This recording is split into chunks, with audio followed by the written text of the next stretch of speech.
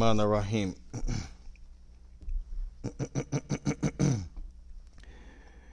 Bismillah ar-Rahman ar-Rahim. Alhamdulillah Rabbil Alameen. Mic is on, you hear it? My mic? I'm trying to go. Where is this? It fell, huh? You could tell. Bismillah ar-Rahman ar-Rahim. Alhamdulillah Rabbil Alameen.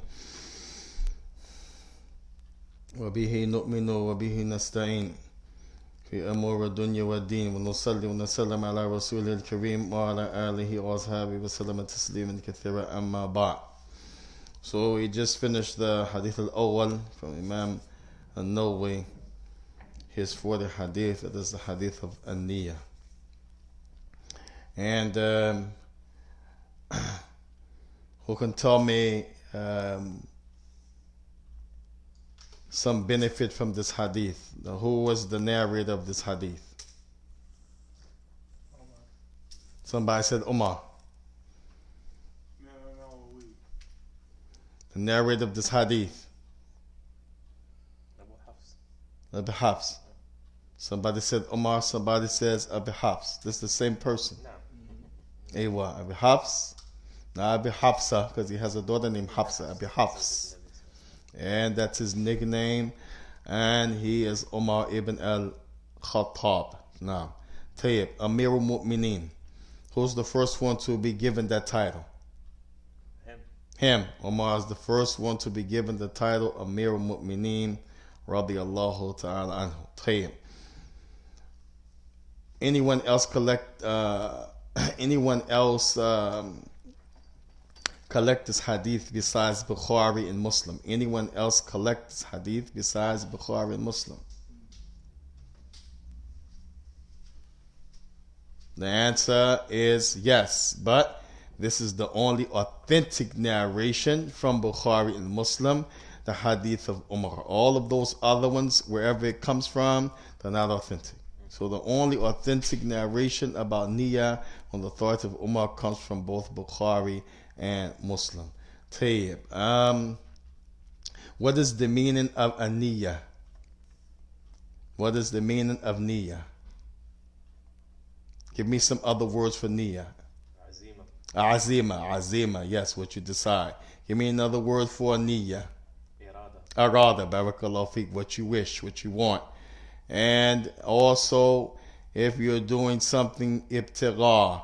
Yani ibtigha is like to achieve a purpose. Ibtigha wajhillah. You're seeking, you're doing it for the purpose of seeing Allah, His face in the paradise on the Day of Judgment. Then this is also close to the meaning of niyyah, close to the meaning of irada, close to the azima. Qasd, another word.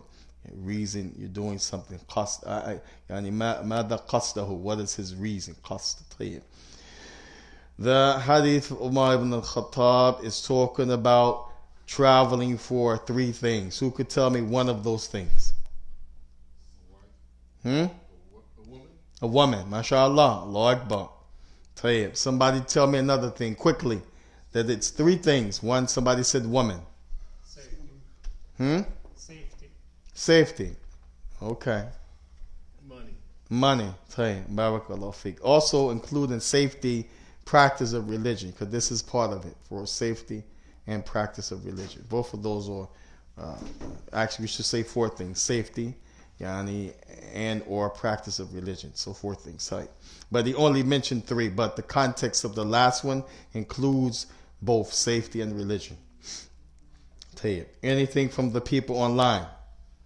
Anything from the people online?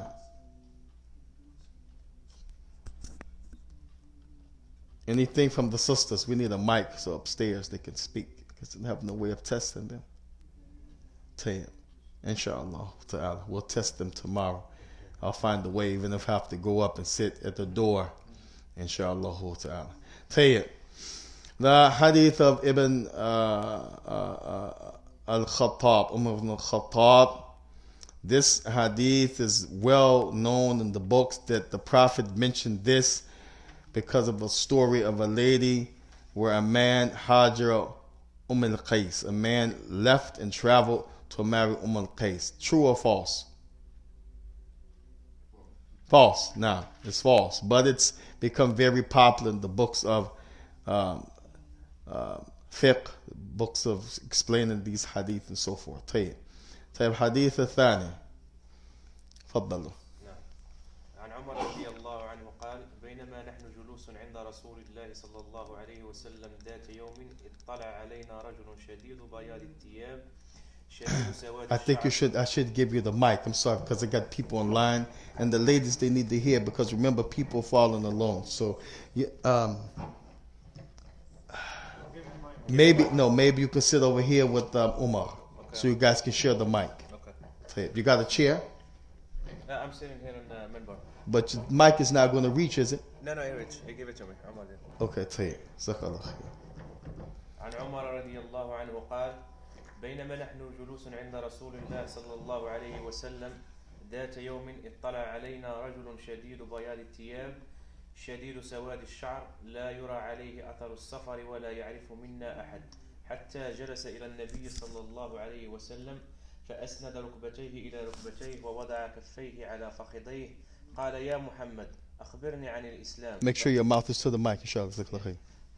فقال رسول الله صلى الله عليه وسلم الإسلام أن تشهد أن لا إله إلا الله وأن محمد رسول الله وتقيم الصلاة وتؤتي الزكاة وتصوم رمضان وتحج البيت إن استطعت إليه سبيلا. قال صدقت. قال فعجبنا له يسأله ويصدقه. قال فأخبرني عن الإيمان. قال أن تؤمن بالله وملائكته وكتبه ورسله واليوم الآخر وتؤمن بالقدر خيره وشره. قال صدقت. قال فأخبرني عن الإحسان. قال أن تعبد الله كأنك تراه فإن لم تكن تراه فإنه يراك. قال فأخبرني عن الساعة. قال ما المسؤول عنها بأعلم من السائل. قال فأخبرني عن أماراتها. قال أن تلد الأمة ربتها وأن ترى الحفاة العراة العالة رعاء الشاء يتطاولون في البنيان. قال ثم انطلق فلبث مليا ثم قال لي يا عمر أتدري من السائل؟ قلت الله ورسوله أعلم. قال فإنه جبريل أتاكم يعلمكم دينكم. بارك الله فيكم جزاك الله خير.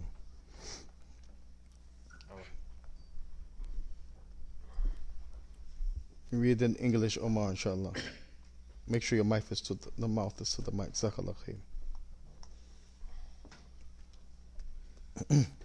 While we were one day sitting with the Messenger of Allah, there appeared before us a man dressed in extremely white clothes and with very black hair.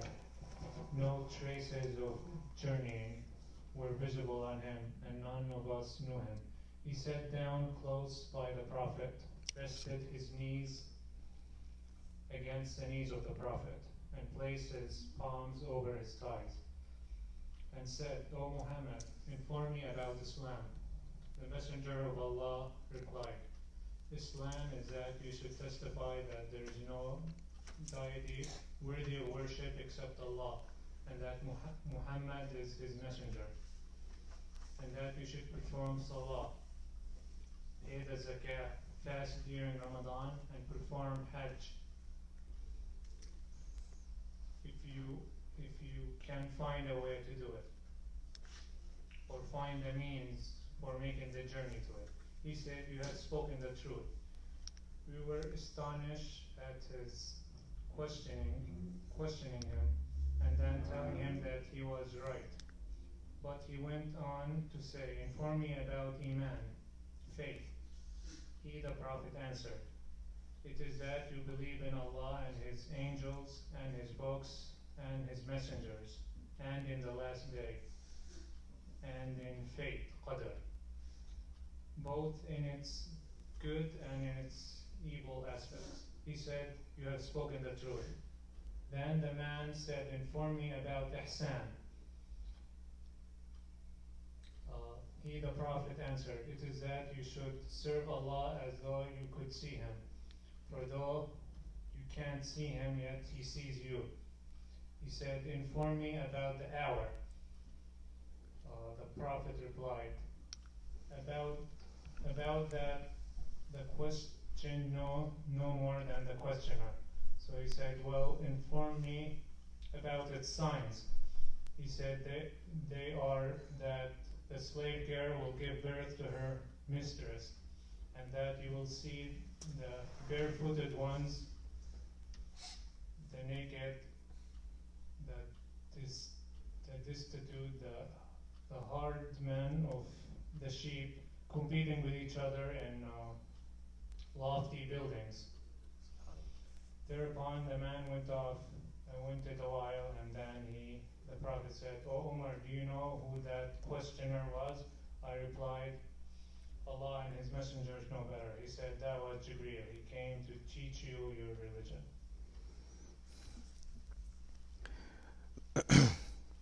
Jazakallah khair. This hadith, Bismillahir Rahmanir Rahim. This hadith is second hadith of the hadith of Imam an-Nawawi. This hadith, it is the narration that comes in the Sahih Muslim.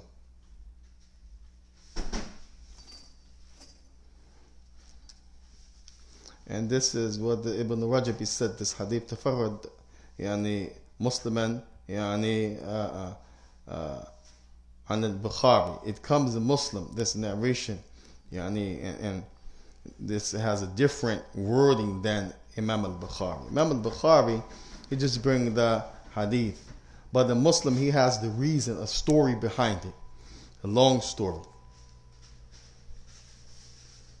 This narration comes in authority من طريق كحمسن عن عبد الله ibn بريدة عن يحيى ibn يعمر. Yahya ibn Ya'mar, he said, كان أول من زعم بالقدر, the first people to say and to debate whether there's a such thing as the qadr. They are the people from Basra, and they're Ma'bad ibn Juhani. So this person, Ma'bad ibn Juhani, is from the area of Basra, which Basra is part of, during that time, which we know to be the region where Iraq, and some people also include Kufa, which is kind of like Persia. This is one region where the people of Hadith would float back and forth between the two. And you also have this being an issue which leads to why Umar ibn Khattab narrated this hadith to begin with. So Yahya ibn Ya'mar, he tells the story that him and his friend Abdul Rahman, they went, they left to go. One narrator says, to make Umrah or Hajj. They said Hajjina or Mu'tamaratan. They went to make either Hajj or Umrah. And this is how they would talk, because they don't want to be misleading. So rather than saying Hajj, but no, really it was Umrah, or rather than saying Umrah, but really it happened when they went for Hajj, they just said, we either went for Hajj or Umrah. And there's no harm if you say that, because, you cover yourself. This is when they talk about the narration being precise. So they left and they said, this is very important. They said, لو لقينا أحد من أصحاب رسول الله. If we meet any of the companions of the Messenger of Allah, sallallahu alaihi wasallam, فسألناه أما يقولون هؤلاء. We're going to ask them about this thing that these people back home talk about and debate, which is regarding the qadr of Allah tabaraka wa ta'ala. So these people, they had knowledge. These people used to worship Allah, used to read the Quran, they used to be in the circles of knowledge, like the other group called the Khawarij. The Prophet said this about these people, talking about their characteristics. But the problem is, these people in this narration in Sahih Muslim, which is tied to the story of Gabriel, they denied the qadr of Allah ta'ala. And there's different ways they did that. One of them, they said Allah subhanahu wa ta'ala ma qaddara shay. Allah did not decree anything. Meaning, la ya'lamu لا يعلم الله تبارك وتعالى فعل العبد حتى وقوع هذا شيء. Allah doesn't know the actions of people until it takes place. Then He knows. And we know this is not true because Allah said, وَاللَّهُ خَلَقَكُمْ وَمَا تَعْمَلُونَ. Allah created you and your actions. That's why people are not perfect. Because Allah created you and your actions. So if you're created and your actions are created, then it's impossible to be perfect. It's impossible to be perfect. And this is one of the reasons the people became extreme with Isa ibn Maryam, because he was looked at as somebody who's perfect. So they said he must be God. Why? Because it's known that humans are created with flaws and weaknesses, and part of that is because you're created by Allah and your actions. So these people, when they debated the qadr, one of the aspects of it, they said Allah does not know the action of humans until it takes place. Then once it happens, He knows it. So they said, when we go on Hajj or Umrah, any companion we find, we're going to ask them about this. So they came across Abdullah ibn Umar ibn al-Khattab, the son of the narrator of this hadith. This shows you that children used to narrate on their parents, and parents sometimes narrate on their children. And both of these are Sahaba. Ibn Umar is Sahaba and Umar is a Sahaba. The son narrated on his father, who is a companion of the Prophet, while Ibn Umar is a companion of the Prophet. First point, Umar ibn al-Khattab is considered Kaba'ir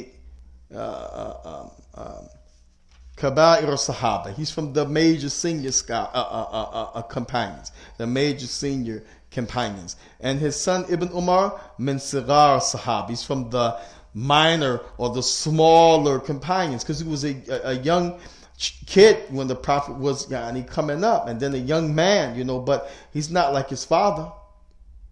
So that's the first point. The second point is that these two people came from Basra going to make ibadah, but they combined with their ibadah, Hajj and Umrah, seeking knowledge.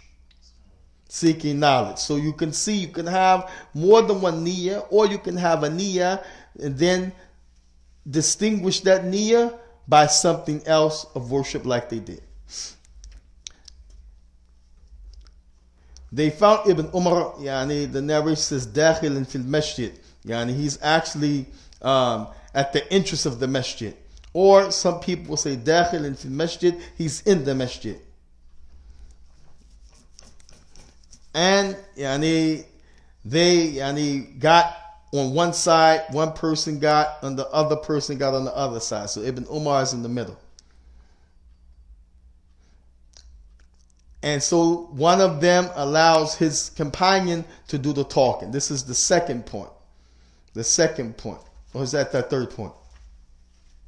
This is second point with this hadith, or third? Second.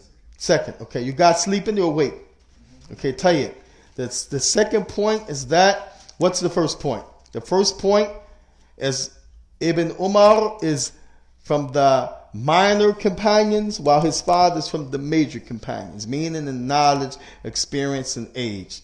The second point should have been that these people, they combined their intention, or they changed their intention from Umrah or Hajj to Umrah and Hajj, and if we see a companion, we're going to seek knowledge about the people who deny the Qadr. That's the second point. The third point, they seen Ibn Umar in the masjid, or at the entrance of the masjid, as he was going in. One of them got on the right of him, the other got on the left of him. And then the fourth point, one of them allowed the other companion to speak. He said, فَظَنَنْتُ أَنَّ صَاحِبِي. He said, I thought to myself that my companion, سَيَكُلُ الْكَلَامِ إِلَيْهِ, that he's going to start and deal with the conversation with him. What does that tell you? Everybody doesn't need to talk. Everybody doesn't need to discuss the issue. Everybody don't need to be heard. Long as the one who's the best to speak, the one who knows how to ask the question efficiently, without taking too much time or too much wording, that's the point. We learn from this hadith. That's the fourth point.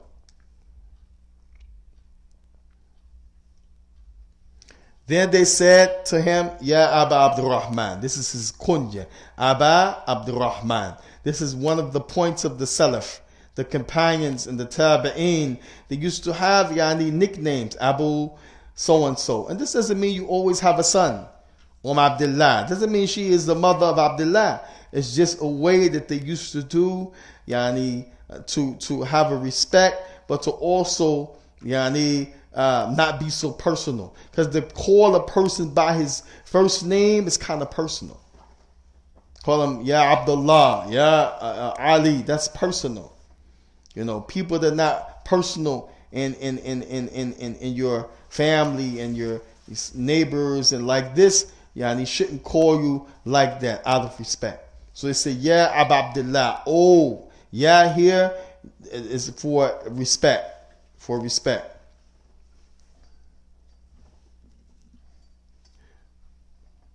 So they said, point number 6, in the Dhahra, عندنا أناس يقرؤون القرآن. There are some people ظهر عندنا يقرؤون القرآن.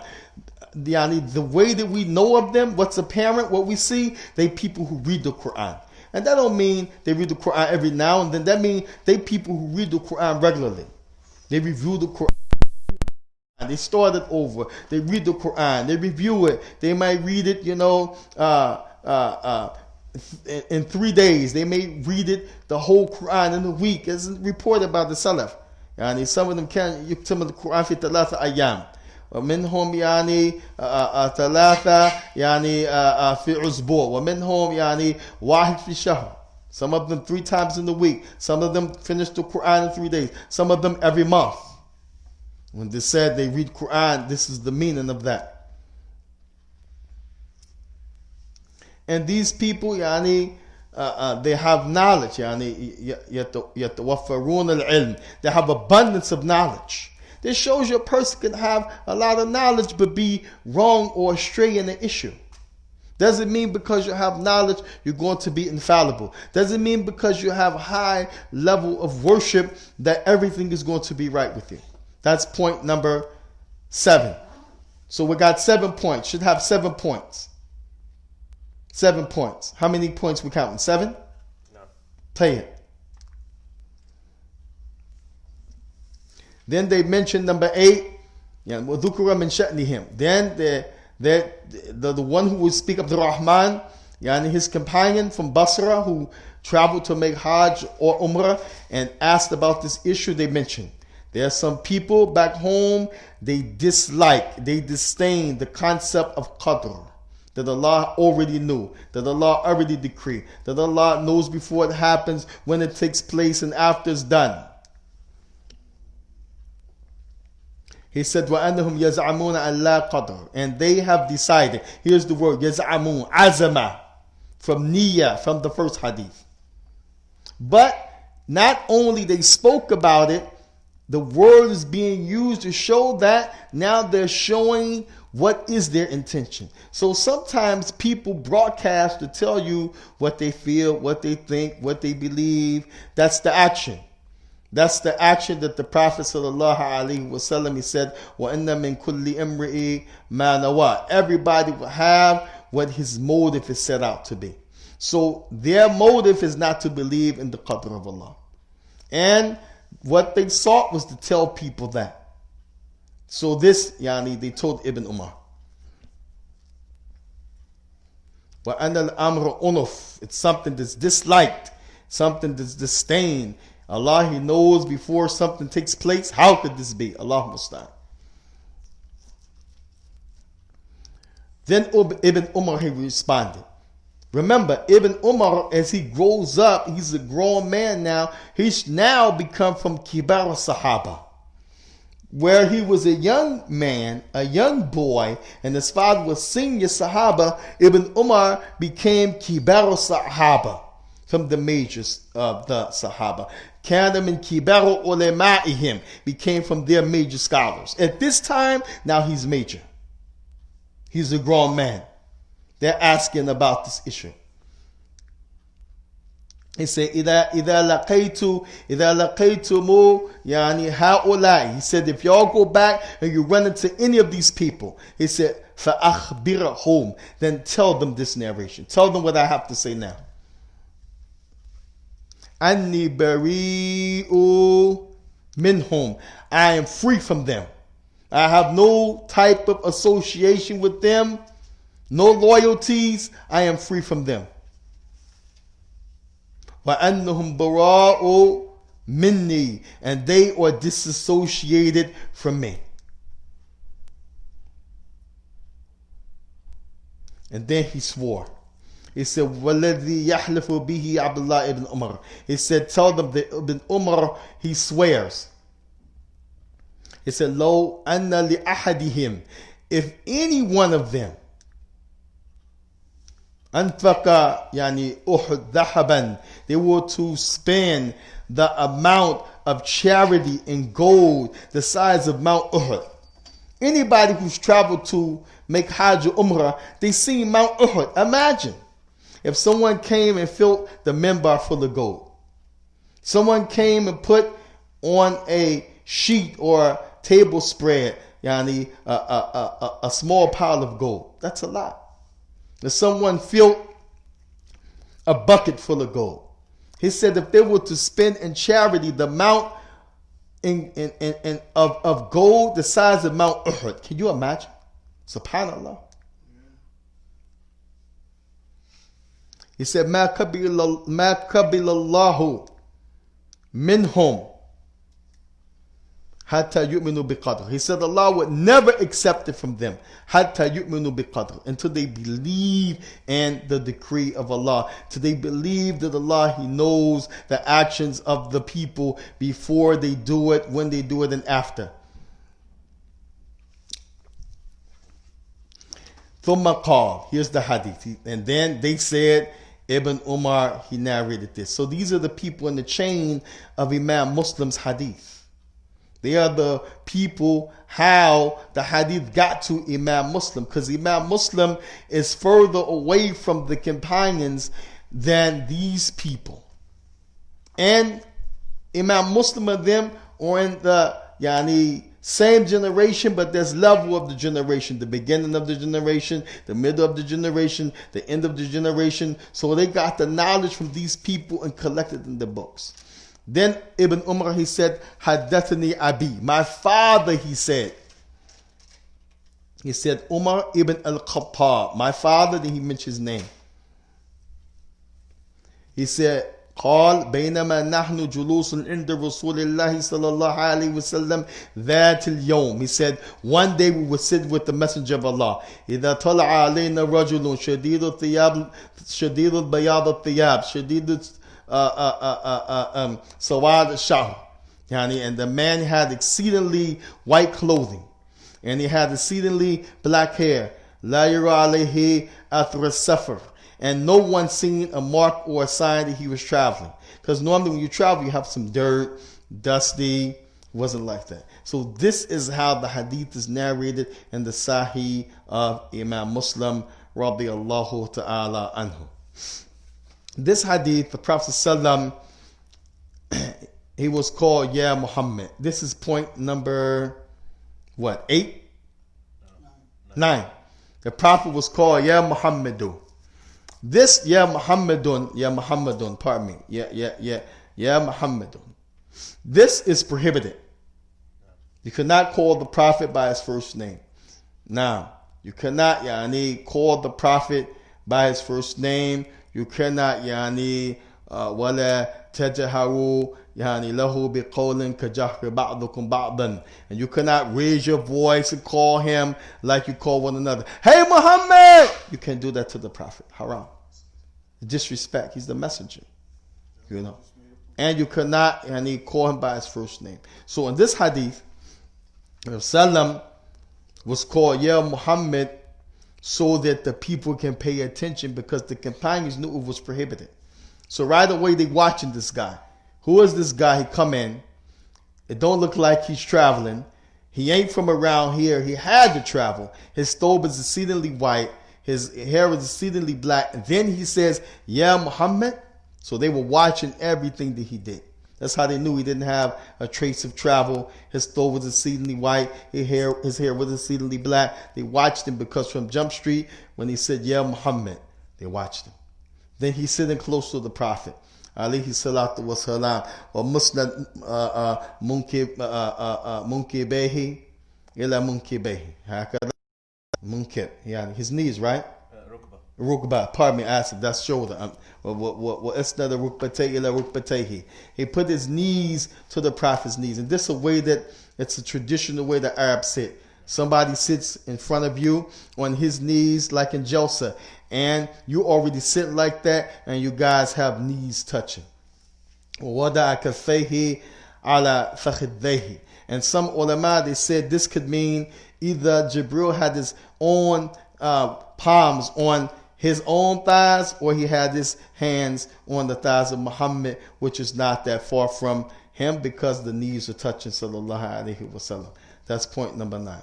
And then the hadith, the Prophet ﷺ was asked on Islam. And this part, the ulama, they said that Islam, from this part of the hadith, it means your outward actions. A'mal dhahir. Yani outward actions. Because the Prophet said, and tashhad an la ilaha illallah. Yani to say with your tongue the shahada. Wa anna Muhammad Rasulullah. And that Muhammad is the messenger. So that's an outward action. Although it includes the heart, it's considered a'mal dhahir, an outward action. وَتُقِيمُ salat. Okay, we know that's an outward action.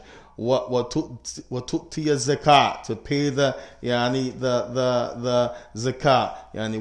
وَتُصُومَ Ramadan, to fast Ramadan. وَتُحُجُّ الْبَيْتِ, in some word, حَجُّ الْبَيْتِ. حُجُّ الْبَيْتِ. نعم.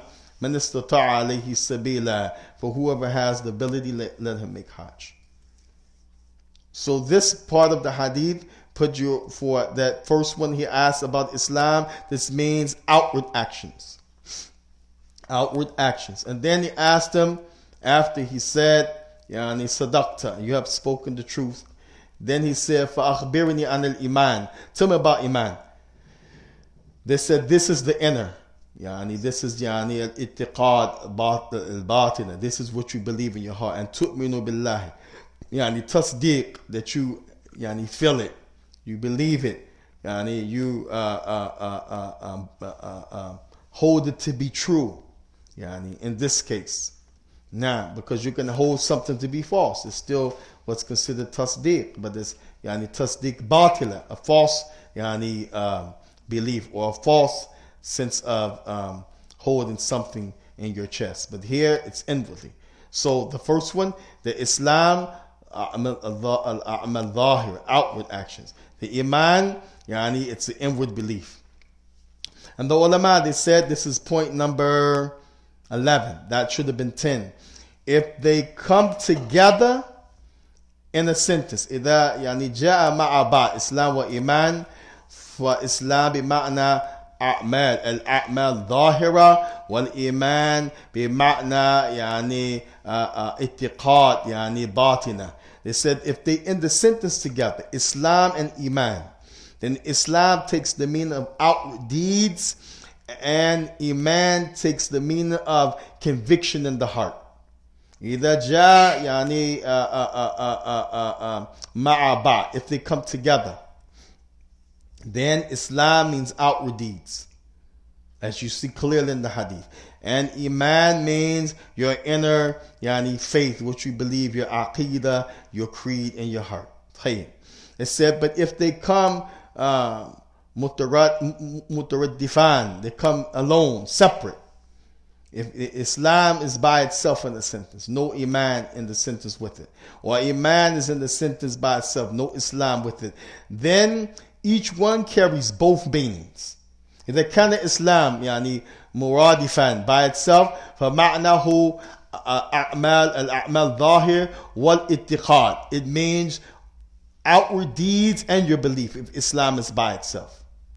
But if Islam is with Iman, then Islam only takes the meaning of outward deeds, and Iman takes the meaning of inward belief and creed. But if Islam is by itself, then it takes its meaning, outward deeds, and Iman's meaning, your inward belief. And if Iman is by itself, then it takes its meaning, the inward belief, and outward deeds. Everybody understand that? Now, and this is proven just by this hadith itself. And it's also proven the Prophet ﷺ and other hadith when he said, when the man asked him, Ayu Islam khair? Ayu Islam khair? Which Islam is the best? He said, and tut'imu ta'ama, that you feed people who need to eat.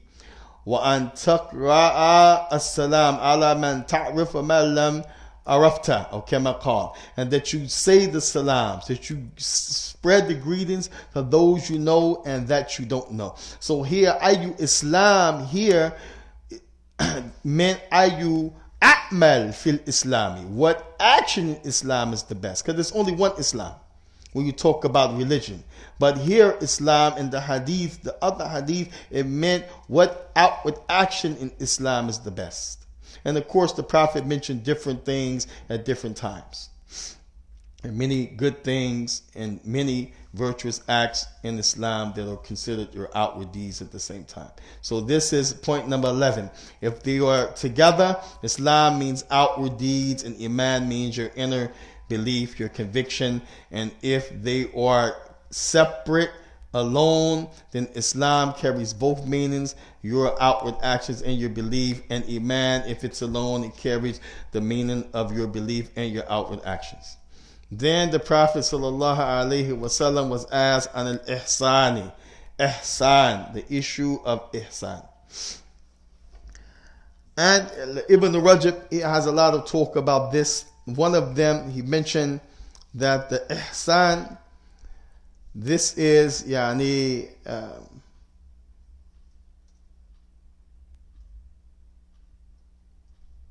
something that many people don't reach, ihsan.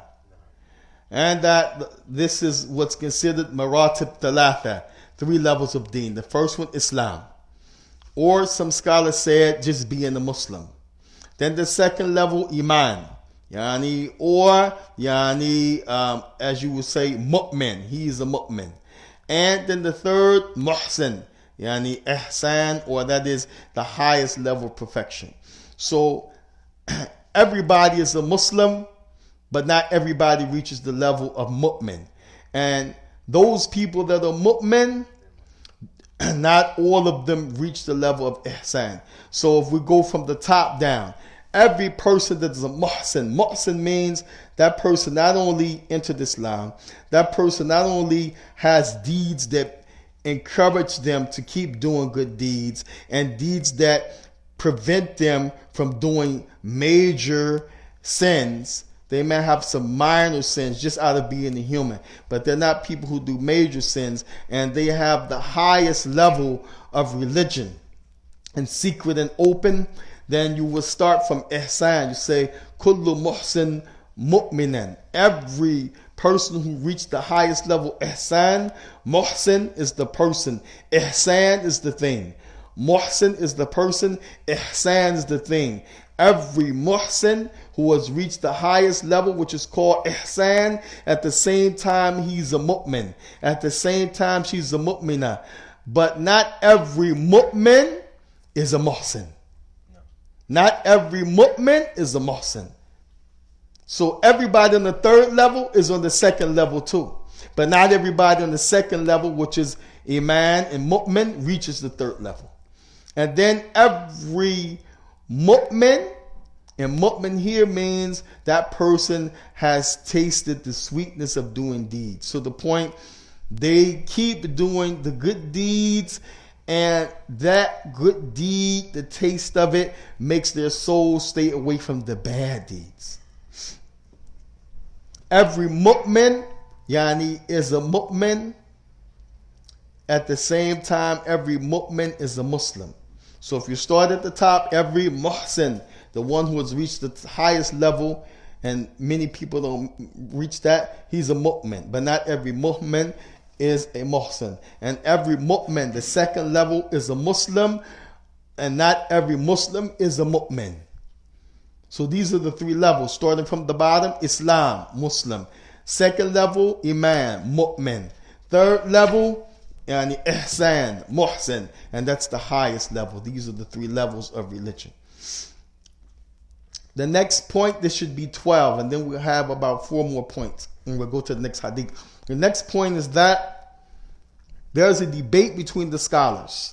When a person does a sin,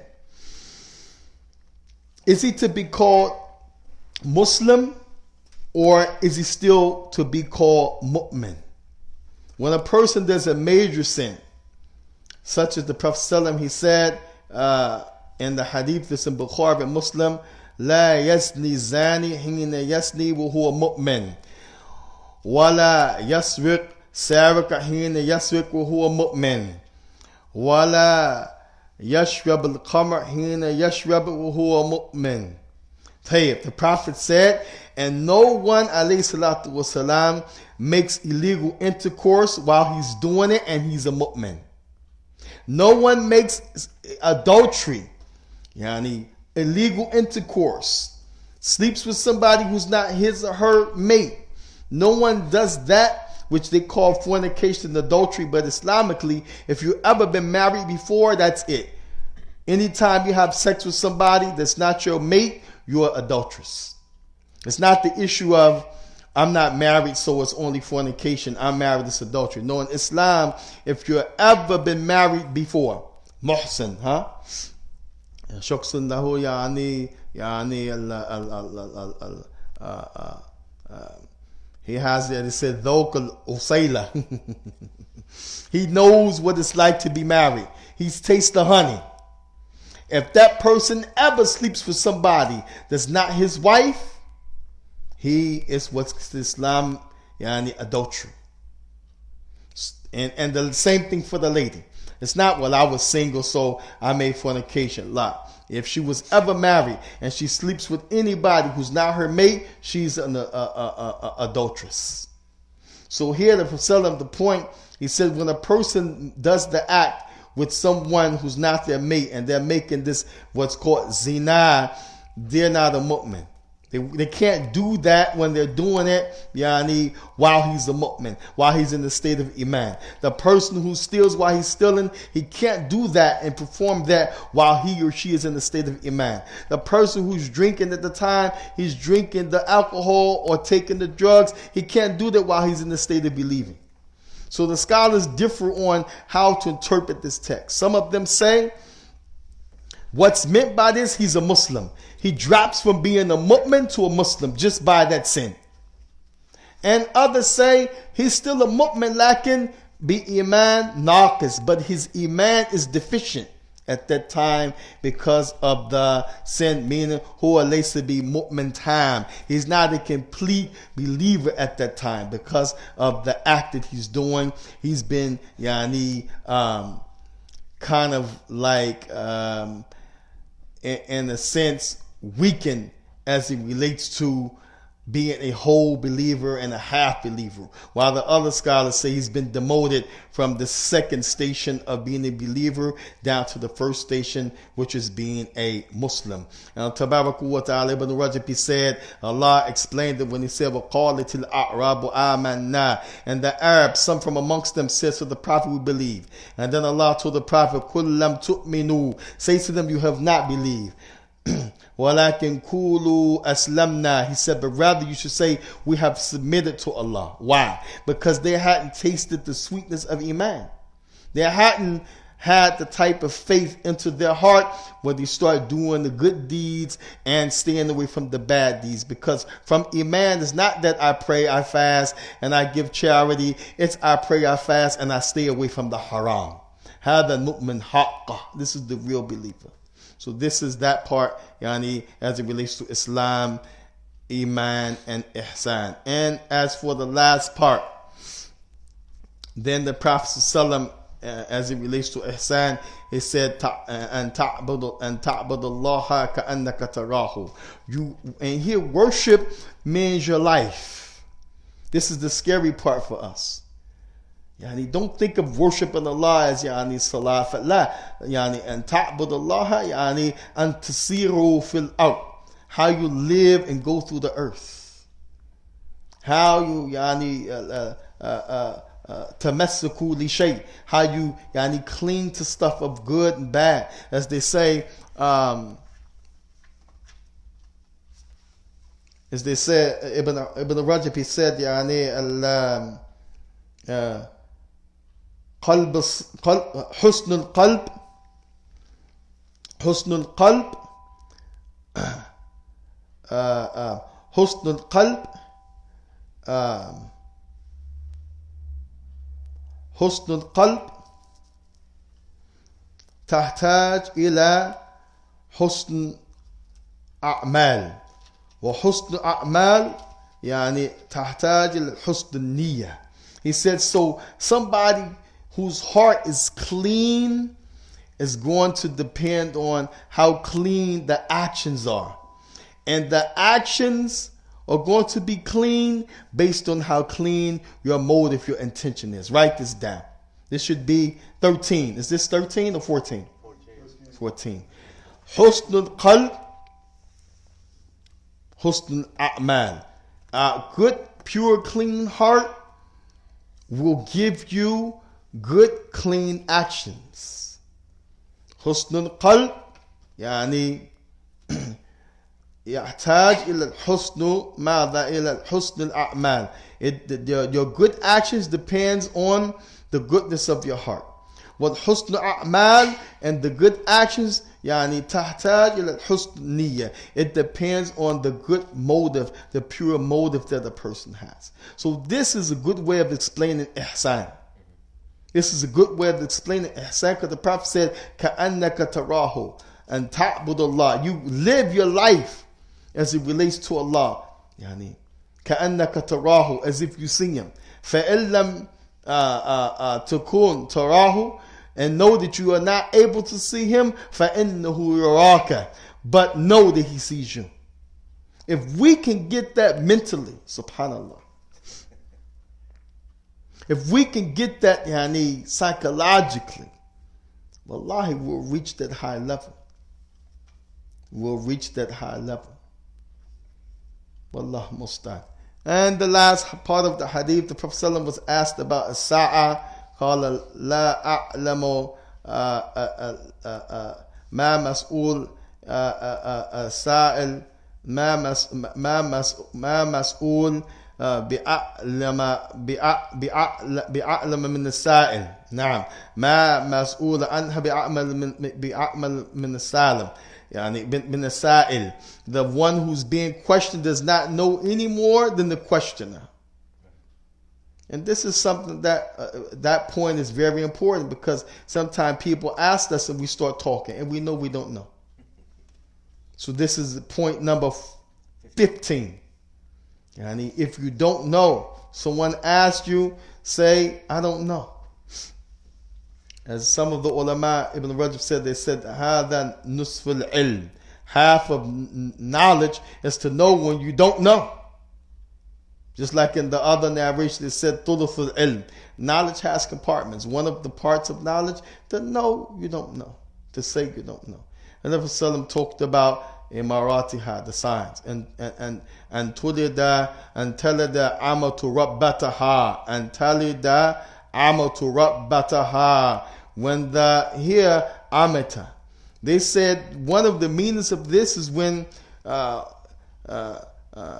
hinama sara futuhat, when the world opens up to the Muslim after the death of the Prophet. And you have the people going into different lands and the Muslims gaining territory. Then some places, imagine, you left Mecca, you went to Medina. You went from Mecca to Medina. And now you leave Medina and you go back and you conquer Mecca. Imagine if there was a fight. Then those people that you win the fight against become amata. She is prisoners of war for you. He is prisoners of war. So it's possible somebody's mother is in one land. I'm in El Medina and we go to Basra. I'm in El Medina and we go to Mosul. We go to Egypt. And now we win. So my own mother gave birth to me, who's now up over her because she's a prisoner of war. Now, of course, I'm not going to have sex with my mother and this and that, like, the Malik Yamin, like the people did in the time of war. And this is also consensual sex, by the way. They didn't rape them like Allah Mustan, the Kuffar, do when they, Allah Mustan, win wars, and now some of the Munafiqeen Muslim. No, this was consensual. She has a desire for you, you have a desire for her. It's permissible for her to do work because, you captured those people, so she's part of your captive, prisoner of war. So rather than having a romance and it's haram, it's permissible for you to have that relationship because technically she's part of your family by war possession. But if she says no, you can't force her. Just like your wife, you can't force her if she says no with the right reason. So one of the main mentions of this is when the world opens up and a person goes to battle and then his mother's in that land and he becomes Sayyid Daha, her chief leader, because he is the victor and they are the captive. This is one of the meanings you don't hear. The other meaning, they said when the children disrespect the parents, like this, but this is one of the main points that they mention when the world opens up because of fighting. And then Gabriel is the last part, the prophet. This is 17. That was 16. He told Umar, فَإِنَّهُ Gabriel أَتَاكُمْ. He came, أَتَاكُمْ, to you all, يَعَلِّمُكُمْ دِينَكُمْ. He came to teach you all your religion. And many scholars said this hadith shows the basis of Islam because the Prophet called it in the end, alimukum dinukum, to teach you your religion. Of course, it's not the whole religion, but in this you find the foundations of Islam. Now, hadith al-thalith wal-rabi', inshallah.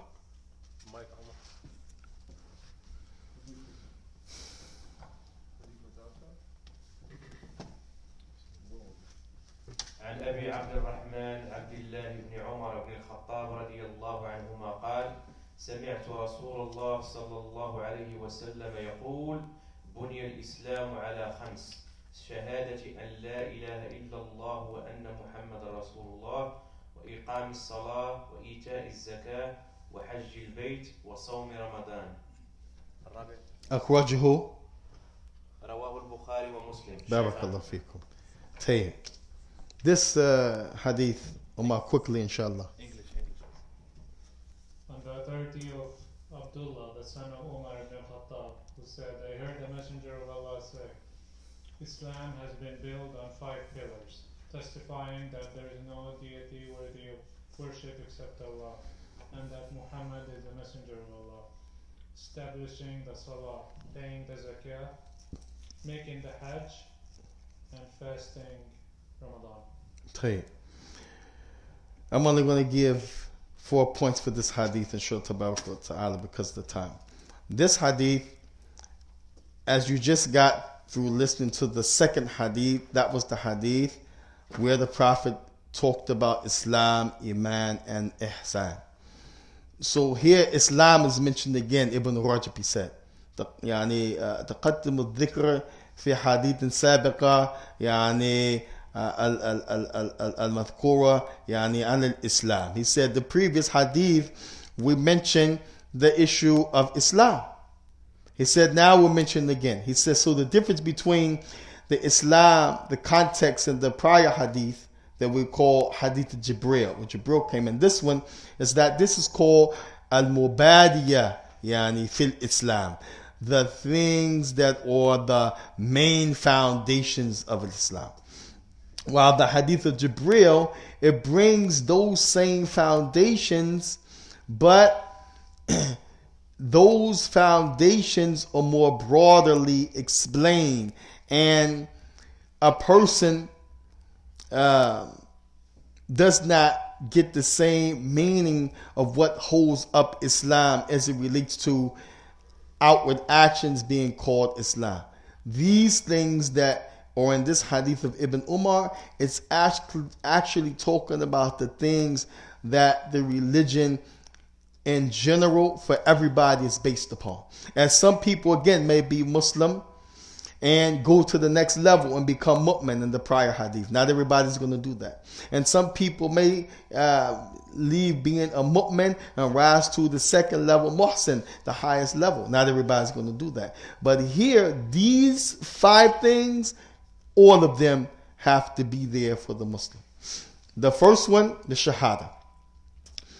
And the point about the shahada, I'm going to give a point for each one. That shahada, all of the ulama, they agree that if a person doesn't have shahada, if the person does not testify to Allah and His Messenger on the tongue and believe it in the heart, that all of the other 4 don't count. The salat don't count. The salat will not count. The siyam will not count. The salat, the zakat, the hajj, and the siyam will not be accepted. Now, while the other 4, there's a big difference of opinion. The salat, number 2. They said, Ibn Rajab, he said that the companions, they said,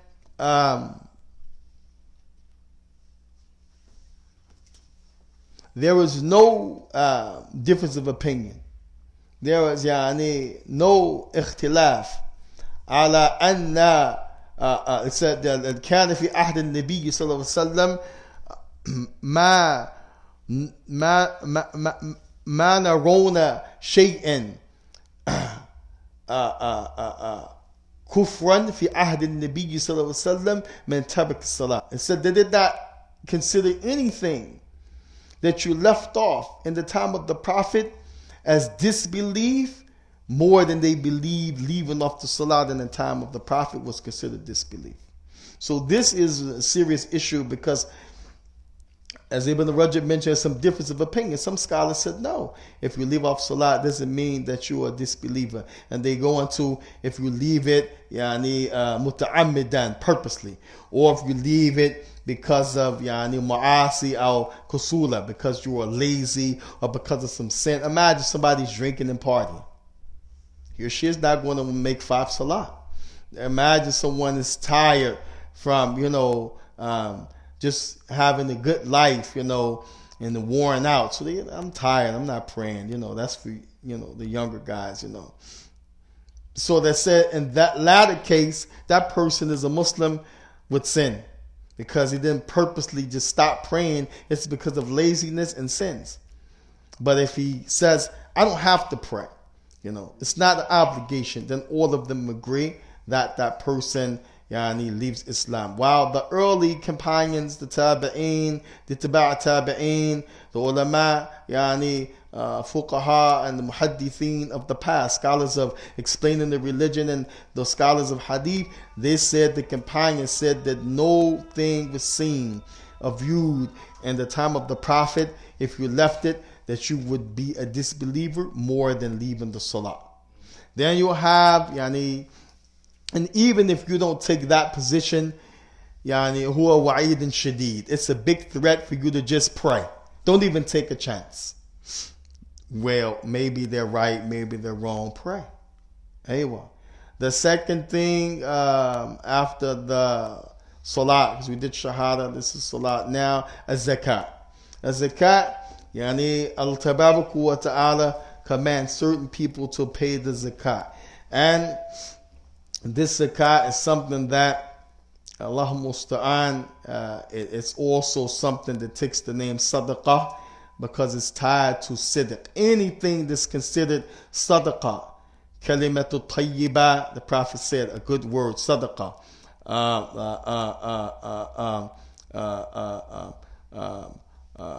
The Prophet ﷺ also mentioned yani rufa'a, yani mata, yani sahiba ala rahilatik, to put your companion stuff up on your riding beast, to help him out, give him a ride, and put his stuff up there. And he called it sadaqah. The Prophet ﷺ mentioned yani Amru bil ma'ruf and nahi al munkar, to say a good word and tell somebody not to do something bad. It's considered sadaqah. You have a lot of different things that's mentioned as sadaqah. But here, the Prophet is talking about wealth. Sadaqah, yani zakat, to purify yourself from stinginess. And then the Prophet ﷺ, he mentioned Soma Ramadan, fasting in Ramadan.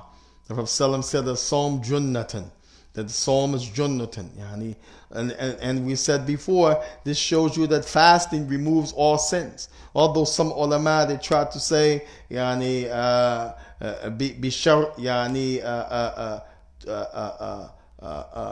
ijtinab al-kaba'ir, from the Hadith of Salam, إِذَا tunitani al-kaba'ir, when you avoid the major sin. But there's many ulama, they said that Hadith had that, this hadith is talking about al-kifara baini.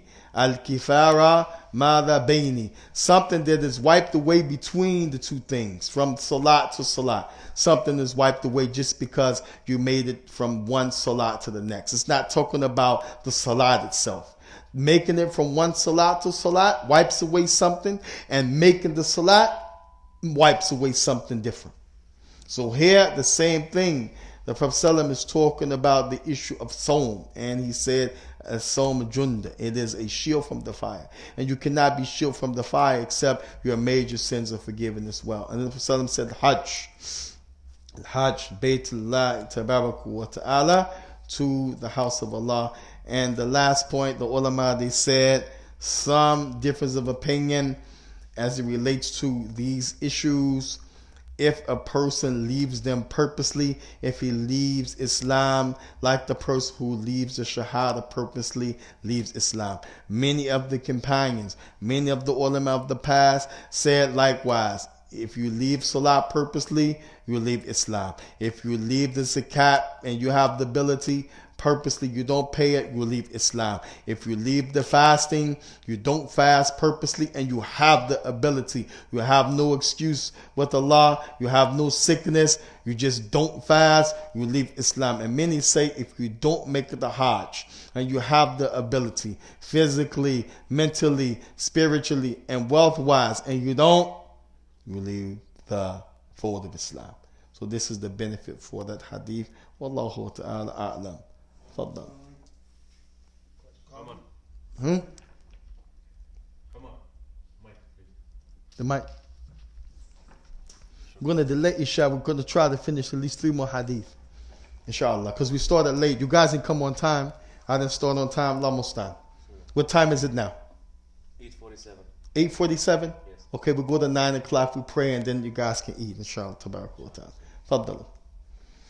عن أبي عبد الرحمن عبد الله بن مسعود رضي الله عنه قال حدثنا رسول الله صلى الله عليه وسلم وهو الصادق المصدوق إن أحدكم يجمع خلقه في بطن أمه 40 يوما نطفة ثم يكون علقة مثل ذلك ثم يكون مضغة مثل ذلك ثم يرسل إليه الملك فينفخ فيه الروح ويؤمر ب4 كلمات بكتب رزقه وأجله وعمله وشقي أو سعيد فوالله الذي لا إله غيره إن أحدكم ليعمل بعمل أهل الجنة حتى ما يكون بينه وبينها إلا ذراع فيسبق عليه الكتاب فيعمل بعمل أهل النار فيدخلها بالله.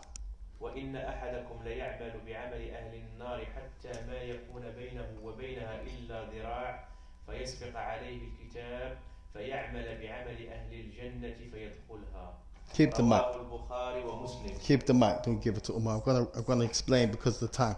Tell you, this hadith of Abdullah ibn Mas'ud, Abi Abdul Rahman radiyallahu ta'ala anhu, he said that ماذا قال حدثنا رسول الله He said, Hadafna Rasulullah, the Prophet said to us. And then he talks about, يعني, إن أحدكم يجمع في بطن أمه خلقا 40 يعني يوما. He said, each one of you is gathered in the stomach of his mother for 40 يعني, days. He said, نطفة, يعني, as a drop of sperm. ثم علقة مثل ذلك. Then it turns to a blood clot, the same, meaning 40 more days. ثم مضغة مثل ذلك. And then it becomes يعني, a lump of flesh. There's some words to say يعني, أضاء, يعني, the bones along with the flesh. But here flesh is understood, they go over the bones. And then the Prophet he said, ويرسل ثم يرسل إليه ملك. Then it is sent to him. ثم means after those 40, which 40, and 40 is what? 120. And then some narrations say wa ashra ayyam. So that means 40, and 40, that's how many months? 60. No. How many months is that? 40, and 40, that's 120. 2 months. Huh? 2 months. 2 months? لا يكون. لا. 6 months. لا أبدا. Allah. Okay, خلاص, stop. Everybody stop. Yani 29 and 30 days in the month. So if you have Arba'un, that's 40 days. You got at least 9 to 10 days extra. Then you got another 40. That's 29 or 30 days Islamically in a month. Okay, so you got another 9 or 10 days extra. Then you got another 40 days, and you still have 29 or 30 days Islamic month, so that's 3 months. Then you got to take 9, and 9, which is 27, or 10, 9 times 3 is 27, yeah. Or 10 times 3 is what? 30. Nah, so that is what is, they're going to say, almost 4 months and 10 days. Hakada. There are some narrations that try to say Araba Ashhurun wa Arba'ina Ayam. Hada Da'if Jiddan. They try to say 4 months and 40 days. Imam Ahmed قال أن كل هذه رواية يعني يختلف يعني بما عندنا من الصحة. All of those narrations are da'if. They try to say 4 months and 40 days. The correct yani amount based on this hadith and other hadith, 4 months and 10 days. Take it. Then you have thumma for yursilu. And the dhamma and the yursil, that dhamma is Allah's doing. Anytime you see the dhamma like this in the beginning of a action, then this means that Allah is doing the action. Thumma yursilu. Thumma mada yursilu yani alayhi malakun. To that soul, yani, or I should say not the soul, the sperm that turned into a blood clot, that turned into a flesh. Now the angel is sent to him for yunfikhu fihi ruh. And now the soul is put into that fetus. Therefore, many scholars try to say if the fetus dies at this point, there's no harm in getting an abortion, because it's just like a person, if he pulls out during the relationship, that sperm is going to not be in the womb of the lady. They said the same way that this child who's only 4 months and 10 days dies, it's like it's almost like someone releasing the sperm outside the womb. But this is the second point, but this hadith is da'if. That's not true, because Allah said on the tongue of his messenger, ثُمَّ فَيُرْسِلُ عَلَيْهِ مَلَكٌ فَيُنْفِخَ فِيهِ الرُّوحِ. The soul is put. Once the soul put in, that's a human being. So you can't abort the baby. The only time the baby can get an abortion if there's some danger, health for the mother and things like this, you know what I'm saying, then they can. But just because someone takes an opinion, this is just like the sperm outside of the body is wasted because it's only 4 months and 10 days. No, it's a part of the text. It's a human being. And then The Prophet said, فَكَتَبَ يعني, then these things are written for him. And this is a refutation on the Qadriya, those who say Allah don't know what the person is going to do until he does it. وَكَتَبَ أَجْلَهُ رِزْقَهُ, Allah writes his lifespan, his risk, وَعَمَلُهُ, his actions, يكون سعيدا أو شقي. And if he's going to be sa'idun, meaning he's happy because he goes to Jannah. He's happy because he goes to Jannah. فَهُوَ سَعِيدٌ, he's a happy soul in the end. And yani shaqiyun means he's wretched, he's miserable. Why? Because he goes to the fire. May Allah protect us from the fire and give us Jannah. Ameen. Ameen. In the next part, he said, فَوَاللَّهُ الَّذِي لَا إِلَهَ غَيْرُهُ.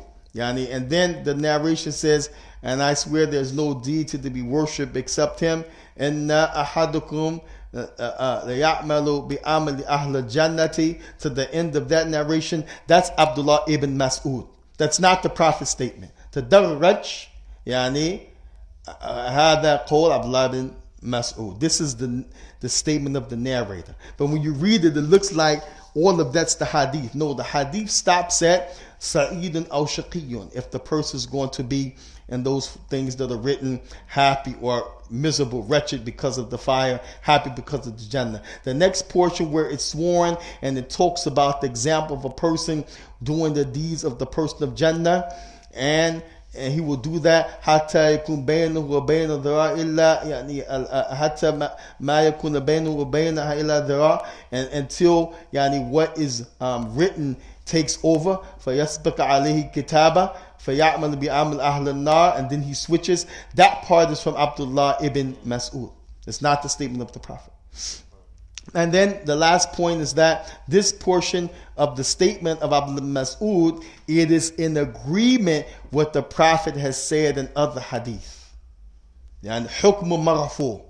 It's as if the Prophet said it, that it goes back to the Prophet, because the Prophet has said this in other hadith in different meanings. So that's why he narrated that and put it with that hadith Abdullah Mas'ud, because it is true the Prophet mentioned that in meanings. And this lastly, point number, I think this is 6, shows you not to give up if you're from the people who are doing the deeds of the hellfire, and not to be comfortable if you're from the people who are doing the deeds of the Jannah. As the Prophet said, ثُمَّ يُبْعَثُ عَلَى نِيَاتِهِمْ, people will be raised upon their motive, what they wanted to do in their chest. And the Prophet he said, يعني إِنَّ يعني أعمال بخواتيم, or كما قال, what matters is the last things that you're doing. Now, the next hadith. We'll take 2 more and then we pray.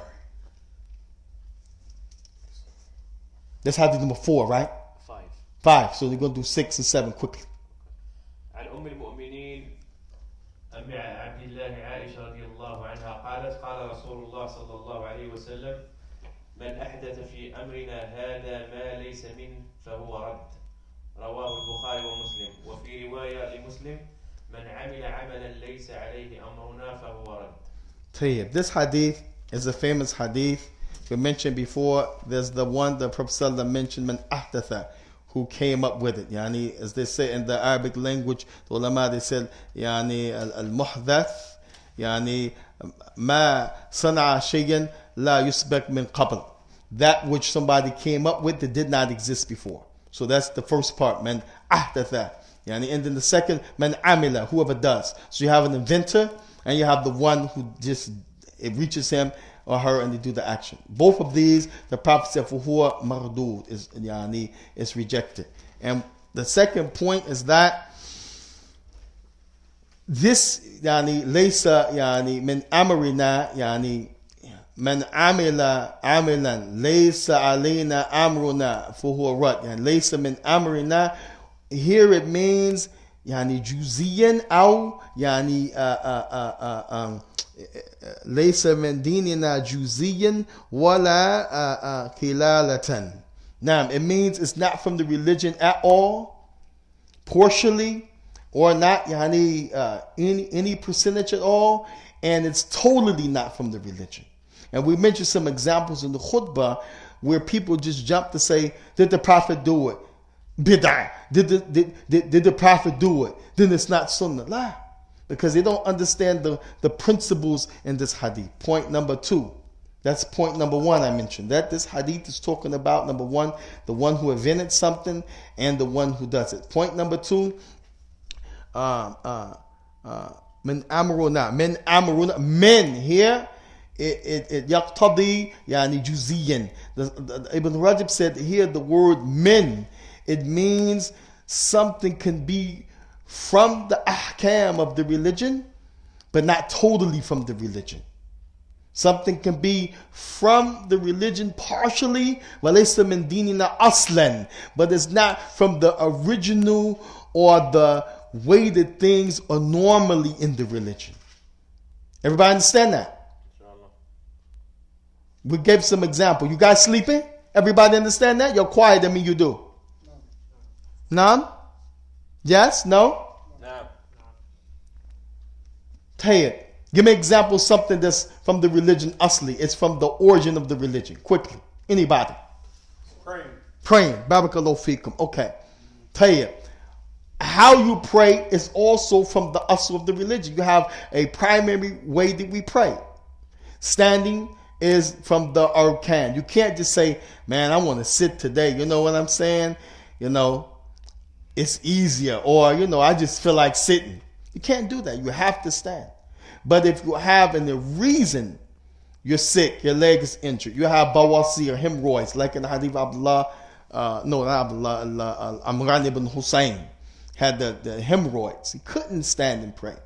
So the Prophet, when he asked, how do I pray? Meaning I can't pray standing. You know, my hemorrhoids are killing me. The Prophet didn't say, okay, sallu qa'idan. Just pray sitting. You're okay. Allah knows your heart. La. He said, sallu qa'iman. Pray standing. Why? Because hadahu asl. This is the first place and way that you have to pray. It's called asl. Meaning this is foundational. This is where you have to start. He said, فَإِن لَمْ تَسْتَطِعْ. If you can't do that, then he told them the second thing, that's juzan min ad-din. It's part of the religion. It stems from the religion, walaysa min asl, but it's not the original and the main and the first way that we do it. So in this hadith, when the Prophet ﷺ said, "Man amila amalan laysa alayna amruna," for who laysa alayna here means laysa min dinina juziyan. It's not part of the religion at all. Wala yani qilalatan. Neither is it totally from the religion. You understand? Oh wow, you guys are sleeping. You got to get some water and move around, right? No. We just Ajibu, answer. You understand? No. Yeah. No. Like for example, we said the salat, the adhan and the iqama. Aslu hada fi masjid, right? No. Adhan, iqama, and salat. The origin for men is where? In the musalla.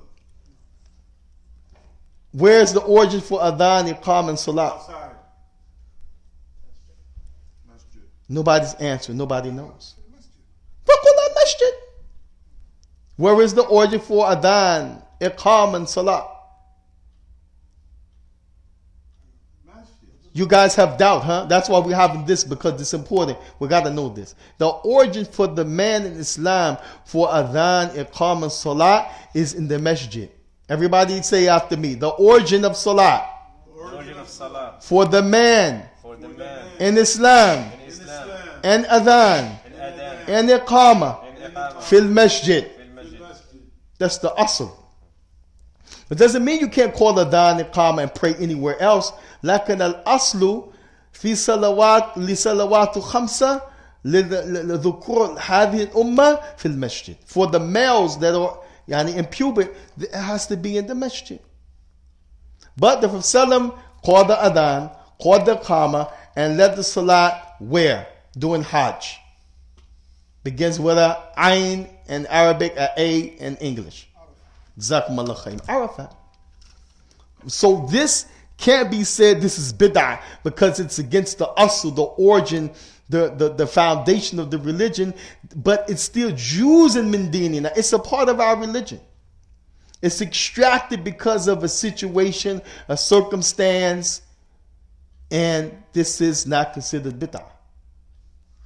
So here, it's important to understand this hadith, because it doesn't mean if it's not 100% from the religion, it's bid'ah. لا. قد يكون يعني شيئا من ديننا وليس من أصل. Maybe it's something from the religion, but it's not the normal way that we do it. The same thing again, gathering people to pray Salat al-Tarawih. The Prophet, did he gather people or not gather people? He did. He did?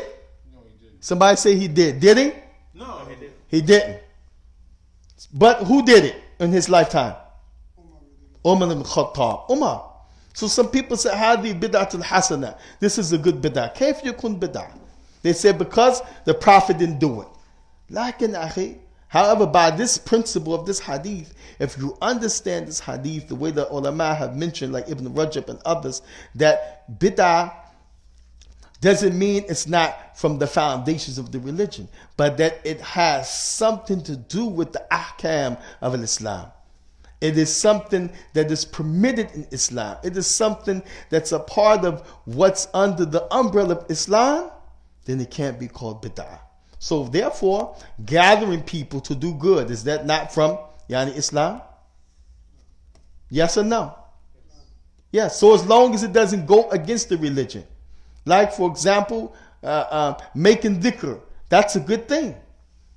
Gather people to make dhikr is a good thing. But to make it in unison is not. Because Abdullah ibn Mas'ud, he said, لو كان فيه خير لسبقونا إليه.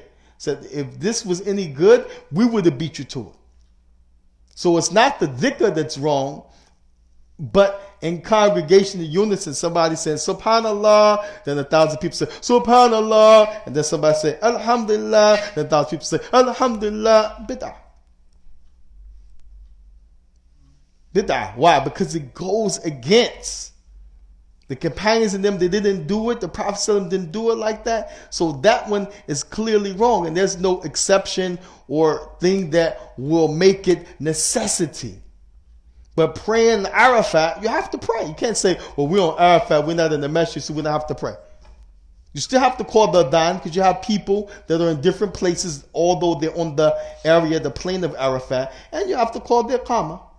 Khutbah, you can't say, well, it's only for the masjid, we're not in the masjid. No, you have to give the khutbah if there's more than 2 people in some madahir. If there's more than 3 people in some madahir. Some people said if it's 40 people, you have to give Jummah. Different opinions, but guess what? There was much more than that on Arafah, so that means you have to have what? Khutbah to Jummah. So this is not the origin in the religion, but it has something in the Sharia, something in the legislation that can legitimately be a source of doing something because of a circumstance or some type of occurrence. Then that would still constitute to be something from the affairs of the Muslim, and this will be accepted as opposed to what the Prophet said for huwa. It's rejected if it's not partially or totally from the religion. Last hadith and then we'll stop. This is number 7, right? 6. طيب. عن أبي عبد الله النعمان بن بشير رضي الله عنهما قال سمعت رسول الله صلى الله عليه وسلم يقول إن الحلال بين وإن الحرام بين وبينهما أمور متشابهات. هنا ألف لام النعمان أو بدون ألف لام؟ النعمان. جزاك الله خير. تفضل. إن الحلال بين وإن الحرام بين وبينهما أمور متشابهات لا يعلمهن. متشابهة أو مشتبهات؟ مشتبهات لا يعلمهن كثير من الناس فمن اتقى الشبهات فقد استبرأ لدينه وعرضه ومن وقع في الشبهات وقع في الحرام كالراعي يرعى حول الحمى يوشك أن يرتع فيه ألا وإن لكل ملك حمى. حمى. فتحتين. طيب. ألا وإن حمى الله محارمه. لكن وقف في فتحتين قواعد نفس الشيء في التجويد صار حركتين. حمى بدل أن يكون حمان. حمان أو حمى بمد مدود حركتين. كلهما صحيح. ألا وإن في الجسد مضغة إذا إذا صلح الجسد كله وإذا فسدت فسد الجسد كله ألا وهي القلب. نعم رواه بارك الله فيك. البخاري ومسلم. جزاكم الله خير خيرا. This hadith, inshallah tabarak wa ta'ala, we will take a few points and then we will break. And inshallah tabarak wa ta'ala, we resume the program tomorrow, 6 o'clock sharp. Bi'ithnillah tabarak wa ta'ala, wa nasallahu tabarak wa taqalbu wal ijaba min a'malina salihan wa zidna ilman nafi' rizqan tayyiban muqabbala. We ask Allah to accept from us this good deed, to increase us in knowledge, give us wholesome provision, and make it something that's beneficial for us. Ameen.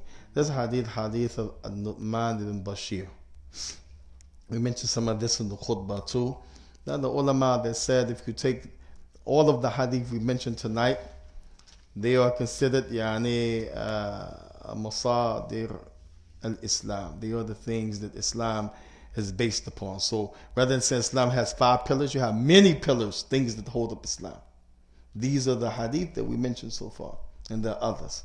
This one, because of Prophet he said, "In al halal bayyin wa in al haram bayyin." I said, they have levels of what's halal and haram. We mentioned this in the khutbah. Levels, like for example, something is clearly halal, something is clearly haram, but then you have levels. Like for example, you have the statement of Allah Tabaraka wa Ta'ala, فَانْكِحُوا مَا طَابَ لَكُم مِّنَ النِّسَاءِ. So therefore, marriage is halal, mubah, because Allah said, choose from the women of your choice. فَانْكِحُوا. It's talking about marriage. It's not talking about anything other than that. Also, you have Allah Tabaraka wa Ta'ala said, وَكُلُوا وَاشْرَبُوا حَتَّى يَتَبَيَّنَ لَكُمْ مَاذَا الْخَيْطُ الْأَبْيَضُ مِنَ الْخَيْطِ الْأَسْوَدِ مِنَ الْفَجْرِ. Eat and drink until it becomes distinct from you the dark of the night, which now becomes lighter, which is fajr. Tell you, all of this shows that it is halal, clearly halal. Allah Tabaraka wa Ta'ala also mentioned the issue of eating. Ya ayyuhan nas kulu ya ayyuhan nas kulu mimma fil ardi halalan tayyiba. All people eat from what we have provided from the earth for you, that is halal and tayyiba. So these are clear examples of what is halal bayyin. But there's different levels. Because if you go back to the issue, the first thing we mentioned about marrying, then if a person doesn't have the ability to marry, and this is the big thing, person doesn't have ability to give the lady the sadaq, doesn't have the ability to give her marriage gift. And some people, they try to say no sadaq, just give her a present. No, sadaq, meaning this is the thing that's tied to the contract that she has to agree upon. If you can't give that, then now a marriage becomes haram for you. Although in general, al-am, who are you Jews? From the general perspective, it's permissible. So this is the issue of something being clearly halal and then something being halal that needs more detail. Or like, for example, you have the statement of Allah Tabaraka wa Ta'ala said, فَانْكِحُوهُنَّ بِإِذْنِ أَهْلِهِنَّ فَآتُوهُنَّ أُجُورَهُنَّ, and marry them with the permission of their family and give them their marriage gift. Bil-ma'ruf. That is good and lawful in the Sharia. So you can't marry a lady without the family's consent. You can marry her, that's clearly halal. But now, what about without the consent of the parent? This needs more detail. So halal bayyin, Ibn Hajar said, not Ibn Hajar, Ibn Rajab, pardon me, he said that has different levels, and that's why halal bayyin is not just black and white. Then you have in the haram bayyin. Haram is clear. يَسْأَلُونَكَ عَنِ الْخَمْرِ وَالْمَيْسِرِ. They asked about intoxicants and gambling. Allah Tabaraka wa Ta'ala mentioned وَلَا تَقْرَبُوا زِنَا إِنَّهُ فَاحِشَةٌ ماذا وسائل سبيلا. Now, they don't come near fornication and adultery. It's an evil way and it's open indecency in an evil way. Clearly haram. Clearly haram. Now, but now you have some things that may not be clearly haram, like the issue of lahm al-khinzir and the issue of khamr, tayyib. They are clearly haram. But what if you have no other choice? Now they become, by default, halal.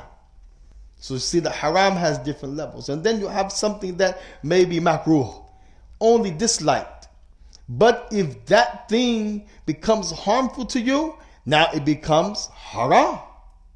So you have haram that's clear, haram that's the next level, circumstantial, and then you have haram that's based on that individual. Haram that's based on that individual and the circumstance. So then you have وَبَيْنُهُمَا أَمُورٍ مُشْتَبِهَاتٍ. And this part we mentioned the khutbah, and then we'll stop here.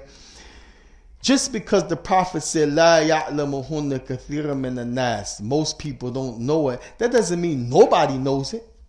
Because that middle thing could be either halal or haram, where the other side definitely halal on its different levels, and definitely haram on its different levels. The one in the middle could be halal, could be haram. قد يكون هذا أو قد يكون هذا. يحتمل هذا أو هذا. Could fall on either side. And they said the reason the Prophet said لا يعلمهن كثير من الناس, most people don't know, doesn't mean that nobody knows. That means if most people don't know, then even if it's a small portion, somebody knows. Somebody knows. So this the ulama talked about, because based on somebody's area, somebody might think is haram because of his locale and his experience and his culture. And another area, the sheikh might say, laysa bi haram, halal. But he don't know that because he's not in that environment. He doesn't understand it, and it's not something that reached him. Another sheikh, he might say haram because of the nas, the text. But he might not know that it became mansukh, abrogated. Like many people that said in the beginning the issue of ghusl Jum'ah kana wajibun. And ghusl liman ata ila Jum'ah kan wajibun fi awwal islamina. In the beginning it was compulsory to take a bath on Jum'ah. Because people came and all kind of things and smells and whatnot. Then they said once the people learn adab al-nadafa, adab masjid, the rules of cleanliness and the honoring of masjid, then it became mustahab, aw sunnah mu'akkad, and highly stressed. So somebody, he might not know, he might say ghusl Jum'ah wajib. Somebody else might say la, laysa bi wajib, and it's mustahab, like this, you see. And then you have something that is haram because that person, he doesn't believe that this hadith is sahih. He believes that hadith is da'if. So that hadith said, we're not working about that hadith. I deem that hadith to be da'if, so therefore this thing is haram.